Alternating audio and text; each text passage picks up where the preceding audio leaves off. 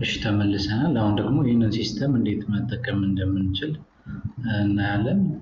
ቅድም እንዳልኳችሁ ይሄኛውን ሲስተም ለመጠቀም መጀመሪያ እዚህ ጋር የምታዩትን ዌብሳይት ወይም ደግሞ ኪዋር ኮዱ ላይ ስካን ስታደርጉት ወደዚህ ገጽ ይወስዳችኋል። ይህንን ሲስተም ስትጠቀሙ መጀመሪያ የ3 ቀን የነፃ ሙከራ ጊዜ ይሰጣችኋል። ከዛ በኋላ የምትፈልጉትን ፓኬጅ በመምረጥ መጠቀም ትችላላችሁ።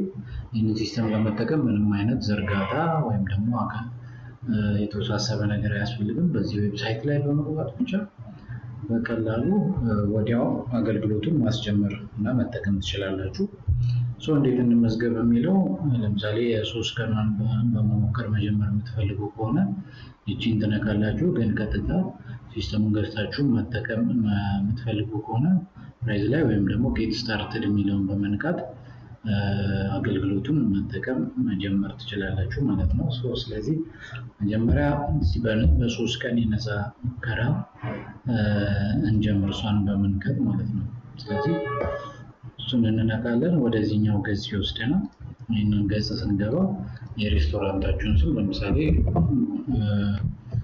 ጎጆ ሬስቶራንት ብንለው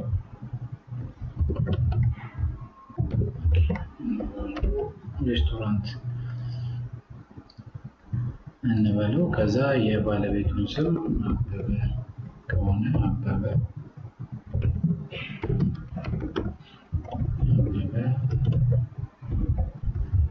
ከበደ። ከዛ ኢሜይላችሁን ጎጆ ከሆነ ጎጆ 01 gmail.com። ከዛ ስለ ቁጥራችሁን የኢትዮጵያ ኮድ እዚህ ጋር ትመርጡና ከዛ እዚህ ጋር ስልካችሁን 09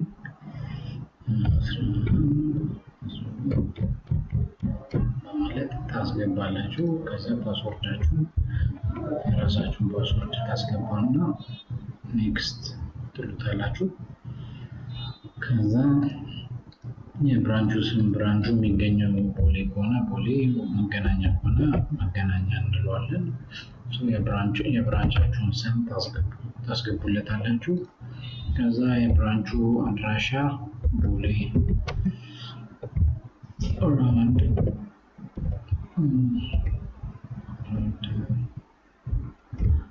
ኤርፖርት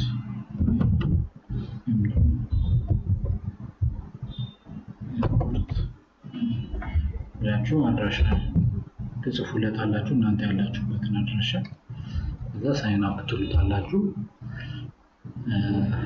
ሳይን አፕ ስትሉት እንግዲህ የ3 ቀኑን የነፃ ሙከራ አገልግሎት ያስጀምርላችኋል ማለት ነው። እንግዲህ አሁን ገብቷል ማለት ነው። ስለዚህ አሁን ሲስተሙ አፕሩቭ እስኪደረግ የተወሰነ ደቂቃ ትጠብቃላችሁ ማለት ነው። እንግዲህ ይህን ይመስላል። አፕሩቭ ከተደረገ በኋላ ደግሞ ያለውን ያሳያችኋል።